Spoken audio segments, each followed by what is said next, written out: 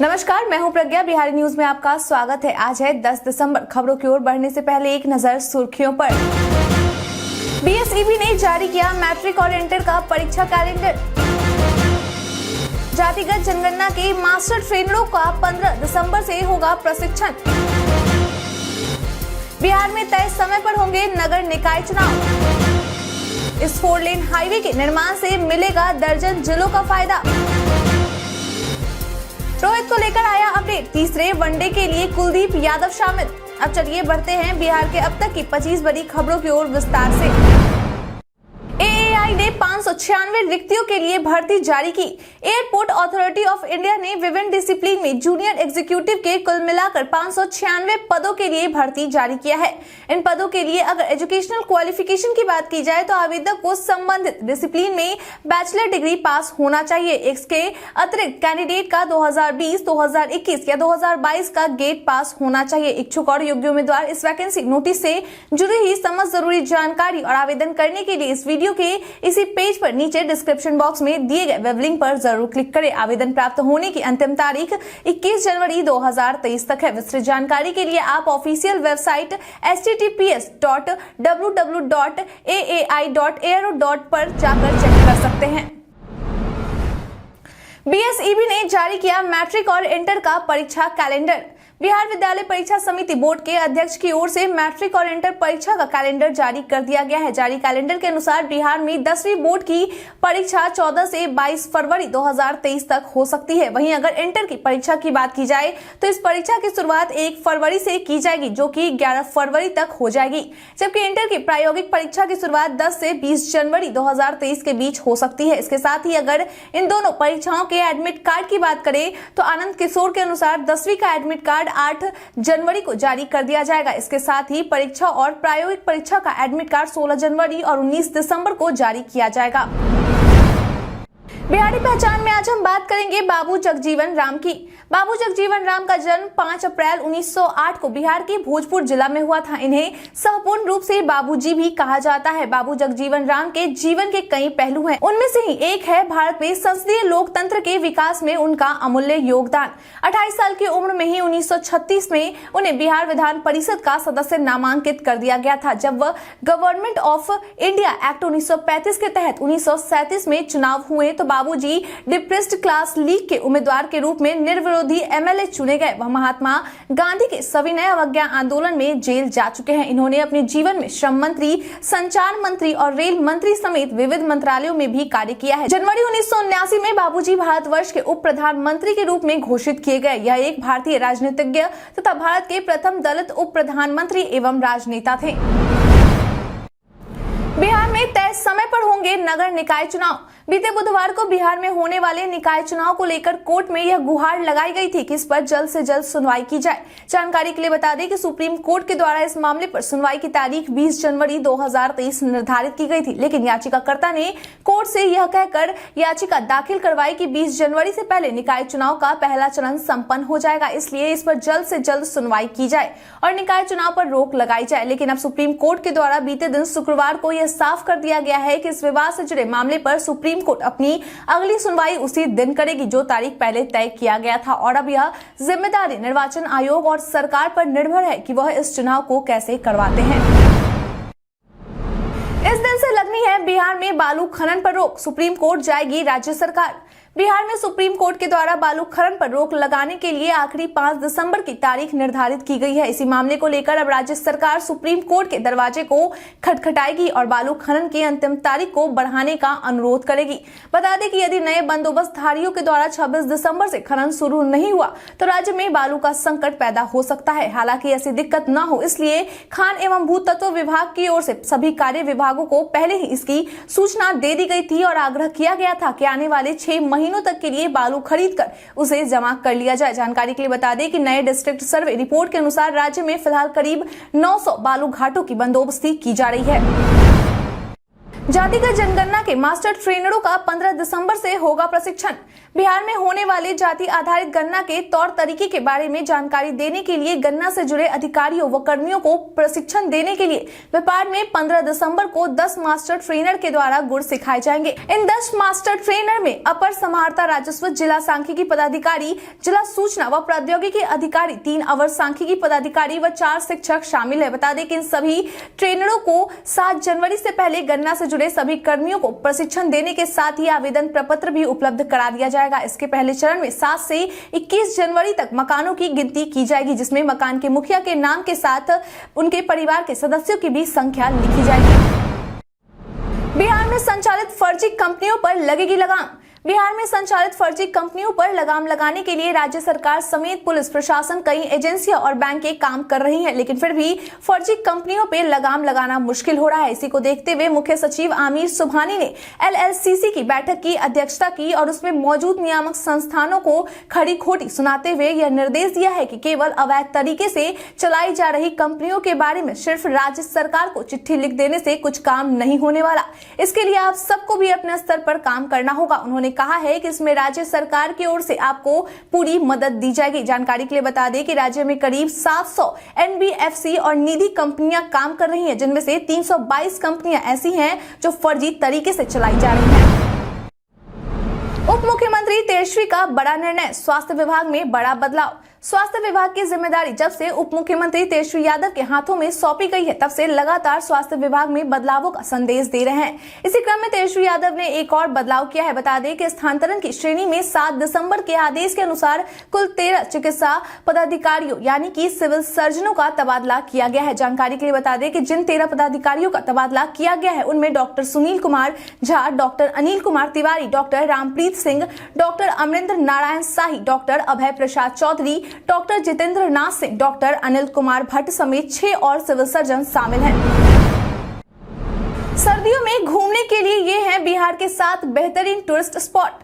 सर्दियों का मौसम साल का ऐसा समय होता है कि इस दौरान आप घूमने का भरपूर मजा ले सकते हैं। बहुत से ऐसे लोग होते हैं जो घूमने के लिए खास तौर पर सर्दी के मौसम का इंतजार करते हैं। आप भी उन्हीं में से एक हैं और बिहार में ही ऐसे किसी पर्यटकीय स्थल की तलाश में हैं तो हम आपकी मदद कर सकते हैं।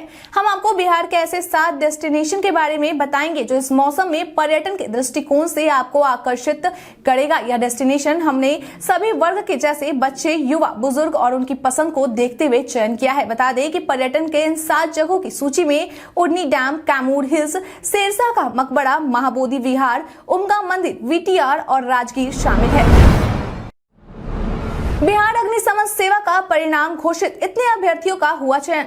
बीते दिन शुक्रवार को केंद्रीय चयन परिषद के द्वारा बिहार अग्निशमन सेवा में 2380 रिक्त पदों की नियुक्ति हेतु परिणाम घोषित कर दिया गया है। बता दें कि यह परिणाम परिषद की वेबसाइट पर अपलोड की गई है।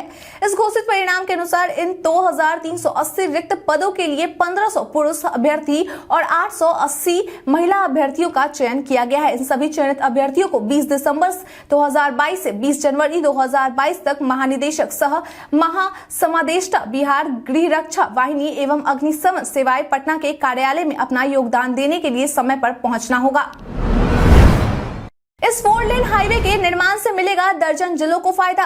अब जल्द ही प्रदेश में पटना से बेतिया तक जाने के लिए तकरीबन 5,956 करोड़ रुपए के खर्च से करीब 173 किलोमीटर 4 लेन NH 139W सड़क का निर्माण किया जा रहा है। सड़क निर्माण के परियोजना में गंगा नदी पर जेपी सेतु के समानांतर करीब 5.5 किलोमीटर लंबाई का एक नया 4 लेन केबल रोड ब्रिज बनाना भी शामिल किया गया है। जानकारी के लिए बता दें कि इस सड़क के निर्माण को पूरा करने के लिए 2025 तक के समय सीमा को निर्धारित किया गया है। बताते चले कि इस हाईवे के निर्माण की शुरुआत पटना के एम्स से की जाएगी, जो वैशाली, मानिकपुर, साहिबगंज, अरेराज होते हुए बेतिया से जुड़ जाएगी। वहीं इस सड़क के निर्माण से जिन जिलों को फायदा होगा या उनके यात्रा का समय बचेगा, उनमें पटना, सारण, मुजफ्फरपुर, वैशाली, पूर्वी तथा पश्चिमी चंपारण जिले शामिल हैं।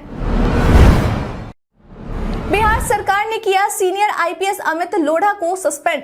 खाकी द बिहार चैप्टर को लेकर सीनियर आईपीएस अमित लोढ़ा की मुश्किलें दिन प्रतिदिन बढ़ती जा रही है। बता दें कि बीते बुधवार को अमित लोढ़ा पर निजी स्वार्थ के लिए वित्तीय अनियमितता के आरोप को लेकर एफआईआर दर्ज किया गया, जिसके बाद बीते शुक्रवार को बिहार सरकार के द्वारा उन्हें सस्पेंड कर दिया गया है। हालांकि पुलिस मुख्यालय की ओर से निलंबन की पुष्टि नहीं की गई है। जानकारी के लिए बता दें कि अमित लोढ़ा के खिलाफ एसवीयू के अनुसार पुलिस मुख्यालय और वरीय पदाधिकारी की तरफ से समीक्षा की गई थी, जिसके बाद निगरानी विभाग से मिले आदेश के बाद उन पर बीते 7 दिसंबर को प्रिवेंशन ऑफ करप्शन और आईपीसी एक्ट की धाराओं के तहत प्राथमिक दर्ज कर ली गई थी। वहीं अब इन्हें बिहार सरकार के द्वारा सस्पेंड कर दिया गया है। बिहार के कैमूर के अमरीश कुमार की राखी ने बनाया रिकॉर्ड। बिहार के कैमूर जिले के रहने वाले अमरीश कुमार ने 25 स्क्वायर फीट का एक ऐसी राखी बनाई है जिसे अभी तक का देश का सबसे बड़ा राखी कहा जा रहा है।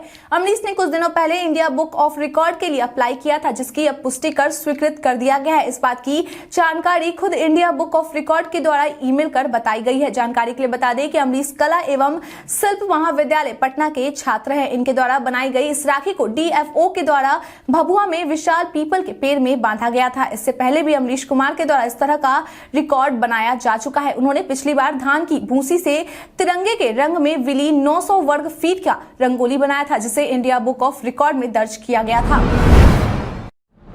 सड़क किनारे ढाबा खोलने के लिए सरकार दे रही 50 लाख की सब्सिडी। अगर आप भी सड़क किनारे ढाबा खोलना चाहते हैं तो यह खबर आपके लिए है। बता दें कि बिहार में सड़क ढाबा खोलने के लिए सरकार की ओर से 50 लाख तक की सब्सिडी दी जा रही है। इस योजना का लाभ लेने के लिए आप 4 कैटेगरी में 5 जनवरी 2023 तक पर्यटन विभाग में आवेदन कर सकते हैं, लेकिन इसके लिए वही व्यक्ति आवेदन कर सकते हैं जिनके पास उनके नाम से पुश्तैनी या लीज की जमीन हो। जानकारी के लिए बता दें कि बिहार सरकार के पर्यटन विभाग के द्वारा ढाबा नीति के तहत जमीन और बिल्ट अप एरिया भी निर्धारित कर लिया गया है। जानकारी के लिए बता दें कि सरकार की ओर से कितनी सब्सिडी दी जाएगी। प्रीमियम मार्ग सुविधा में 50 लाख रुपए, स्टैंडर्ड मार्ग सुविधा में 35 लाख रुपए, बेसिक मार्ग सुविधा में 10 लाख रुपए, पुराने ढाबा या पेट्रोल पंप में 20 लाख रुपए या इन सभी के अधिकतम स्वीकृति का 50% राशि दी जाएगी। जाने कब से चलेगी बिहार में प्रचंड शीतलहर। बिहार में ठंड ने अपना पांव तो पसार लिया है, लेकिन अभी भी अपने प्रचंड रूप में नहीं है। शहरी क्षेत्रों में कड़ाके की ठंड पड़ेगी। मौसम विभाग की ओर से इसके आसार जताए जा रहे हैं। वहीं राज्य में तेज रफ्तार पछुआ हवा से लगातार पारा गिर रहा है। मौसम विभाग के पूर्वानुमान के अनुसार राज्य में 15 दिसंबर के बाद से प्रचंड शीतलहर चल सकती है। वहीं घना कोहरा भी दस्तक देगा। रात और दिन दोनों समय लोगों को ठंड का बढ़ा हुआ असर दिखाई देगा। दिसंबर के आखिरी सप्ताह में और जनवरी के पहले सप्ताह में ठंड चरम सीमा पर होगा। 15 दिसंबर के बाद पछुआ हवा तेज गति से चलेगी। बिहार में आज सुबह का तापमान 14 डिग्री सेल्सियस और रात के समय तापमान 19 डिग्री सेल्सियस तक रह सकता है। सीएम नीतीश इस्तीफा दे, तेजस्वी बने मुख्यमंत्री।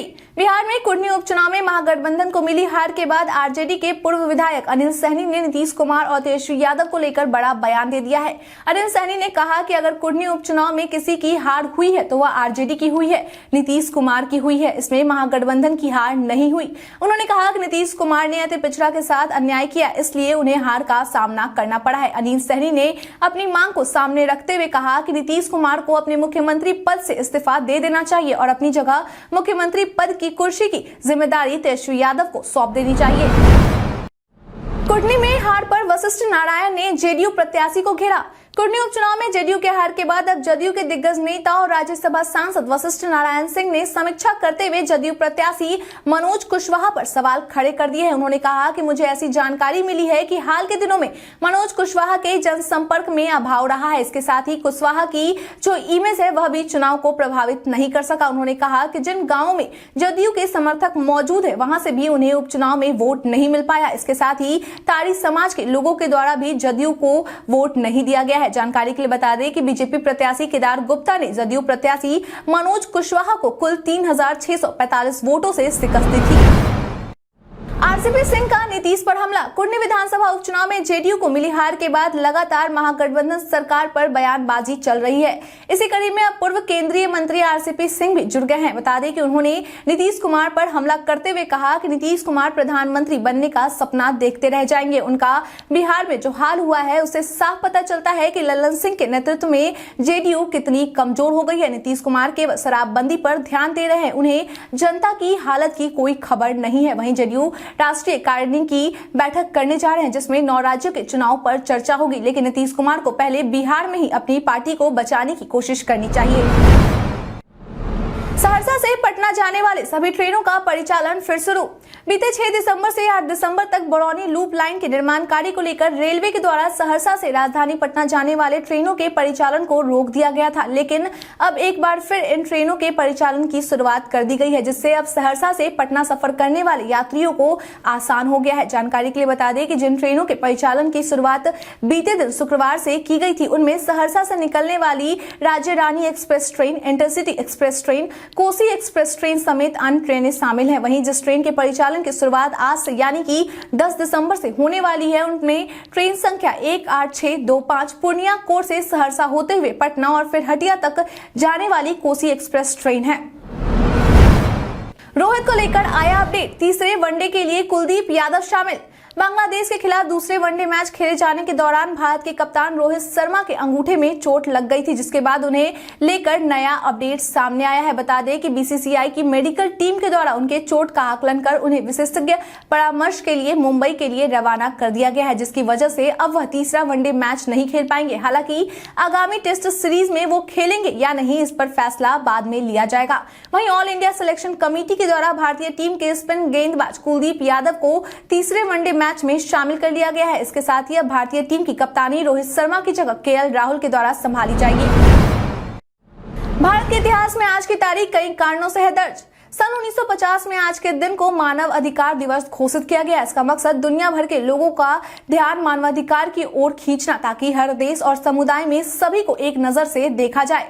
गुजरात में 1992 में देश की पहली होवरक्राफ्ट सेवा शुरू हुई। भारतीय सिनेमा के दिग्गज कलाकारों में सुमार दादा मुनि ने 2001 में दुनिया को अलविदा कहा था। सन 2004 में हुए ढाका टेस्ट में कपिल देव को पीछे छोड़ते हुए अनिल कुंबले टेस्ट क्रिकेट में सर्वाधिक विकेट लेने वाले पहले भारतीय बने। वकील, लेखक, राजनीतिज्ञ और दार्शनिक चक्रवर्ती राजगोपालाचारी का जन्म 1878 में हुआ। पद्म भूषण से सम्मानित भारतीय पुरातत्व वैज्ञानिक हंसमुख धीरजलाल सांकलिया का जन्म 1908 में हुआ। भारतीय अभिनेता अशोक कुमार का निधन 2001 में आज ही के दिन हुआ था। वायरल खबर में आज हम बात करेंगे एक परिवार एक नौकरी योजना के बारे में। सोशल मीडिया पर कई सूचनाएं वायरल होती है, लेकिन सभी सच हो ये जरूरी नहीं है। इसी कड़ी में आज हम बात करेंगे एक परिवार एक नौकरी योजना के बारे में। दरअसल पीआईबी ने अपने एक ट्वीट में लिखा है कि एक यूट्यूब वीडियो में दावा किया जा रहा है कि केंद्र सरकार की एक परिवार एक नौकरी योजना के तहत हर परिवार के एक सदस्य को सरकारी नौकरी दी जाएगी। पीआईबी ने अपने ट्वीट में आगे लिखा है कि यह दावा फर्जी है। केंद्र सरकार द्वारा ऐसी कोई योजना नहीं चलाई जा रही है। कृपया इस तरह के वीडियो को शेयर ना करें। डिजिटल ट्रांजैक्शन में भारतीयों का रहा बोलबाला। आज के समय में भारत में डिजिटल ट्रांजैक्शन लोगों के बीच काफी लोकप्रिय हो रहा है। वहीं सरकार के द्वारा भी डिजिटलीकरण को बढ़ावा देने के लिए कई तरह की कोशिशें आए दिन की जा रही है। बता दें कि वित्तीय प्रौद्योगिकी कंपनी वर्ल्ड लाइन इंडिया के द्वारा जारी की गई एक रिपोर्ट के अनुसार भारत में जुलाई से लेकर सितंबर महीने के बीच debit, credit card, mobile wallet जैसे प्रीपेड भुगतान की सहायता से कुल 38,320 रुपए का लेन देन किया गया है। रिपोर्ट में कहा गया है कि संख्या के मामले में 2022 की तीसरी तिमाही में 88% और मूल्य के मामले में 71% से अधिक की वृद्धि हुई है। बता दें कि रिपोर्ट के अनुसार भारत में मुंबई, कर्नाटक, केरल, तमिलनाडु और आंध्र प्रदेश शामिल है, जहां डिजिटल लेन देन से सबसे अधिक किया गया है। अब व्हाट्सएप प्रोफाइल पिक्चर में लगाएं अपना अवतार। मेटा ने अपने मैसेजिंग प्लेटफॉर्म पर सभी यूजर्स के लिए एक नया फीचर जारी किया है, जिसे अवतार कहा जाता है। जी हां, ये वही फीचर है जो आपको फेसबुक और इंस्टाग्राम पर देखने को मिलते हैं। इस अवतार को आप अपने प्रोफाइल पिक्चर की तरह भी इस्तेमाल कर सकते हैं। अगर आप भी अपने प्रोफाइल पिक्चर में अपने अवतार को लगाना चाहते हैं, तो इसके लिए सबसे पहले आपको अपने अवतार को तैयार करना होगा। आपको मैसेजिंग ऐप के सेटिंग सेक्शन में यह फीचर दिखाई देगा। आपको बस व्हाट्सएप के सेटिंग मेनू पर जाना होगा, अवतार पर टैप करना होगा, अपना अवतार क्रिएट करना होगा। फिर आपको अवतार बनाने के लिए कुछ पर्सनलाइज्ड विकल्प मिल दिए जाएंगे। आपको सभी स्टेप्स को पूरा करके डन बटन पर टैप करना होगा। रामकृपाल यादव ने लोकसभा में उठाया असफल शराबबंदी का मुद्दा। बिहार में शराबबंदी की असफलता छुपाए नहीं छिप रही है। इसी को लेकर बीते दिन शुक्रवार को लोकसभा में पाटलिपुत्र के सांसद रामकृपाल यादव के द्वारा यह मामला उठाया गया। उन्होंने कहा कि आज के समय में बिहार के युवा नशे की गिरफ्त में फंसते जा रहे हैं। बिहार सरकार के द्वारा शराबबंदी के पीछे तो सोच सही है, लेकिन उन्हें प्रभावी तरीके से लागू करने में असफल रही है। यहाँ के युवाओं की स्थिति बेहद भयावह है। यहाँ सूखे नशे की लत की वजह से खुद के घर का सामान तक बेच दिया जाता है और यही कारण है कि राज्य में अपराध बढ़ रही है और सभी युवा अपनी जिंदगी बर्बाद कर रहे हैं। उन्होंने कहा कि मैं केंद्र सरकार से अनुरोध करता हूं कि युवा को बचाने के लिए वे बिहार सरकार से इस गंभीर मुद्दे पर चर्चा कर तुरंत समाधान निकाले और साथ ही इस धंधे में शामिल तस्करों के खिलाफ कड़ी कार्रवाई करें। बीते दिन हमारे द्वारा पूछे गए सवाल का आप लोगों में से बहुत लोगों ने अपना जवाब हमें हमारे कमेंट सेक्शन बॉक्स में लिख कर दिया था। जिन्होंने हमारे द्वारा पूछे गए सवाल का जवाब दिया है उनके नाम है मृत्युंजय कुमार, गौतम, उमेश ऋषिदेव, रंजीत मिश्रा, चंद्रशेखर प्रसाद, अमृत, प्रहलाद कुमार, धर्मवीर भक्ता, कविता कुमारी, अनवर करीम खान, राम सेवक, के सिन्हा, अतीक खान, ऋषु कुमार, रंजीत कुमार ठाकुर। इसके साथ ही बढ़ते हैं आज के सवाल की ओर। आज का सवाल है, आपके अनुसार बिहार की वो कौन सी अभिनेत्री है जिन्होंने बिहार का नाम सबसे रोशन किया है? आप अपना जवाब हमें हमारे कमेंट सेक्शन में लिखकर जरूर बताएं। आज के लिए इतना ही। बिहार के तमाम खबरों के साथ बने रहने के लिए देखते रहें बिहार न्यूज। और साथ ही अगर आप यूट्यूब से देख रहे हैं तो चैनल को सब्सक्राइब करना और अगर आप फेसबुक से देख रहे हैं तो पेज को फॉलो करना ना भूलें। धन्यवाद।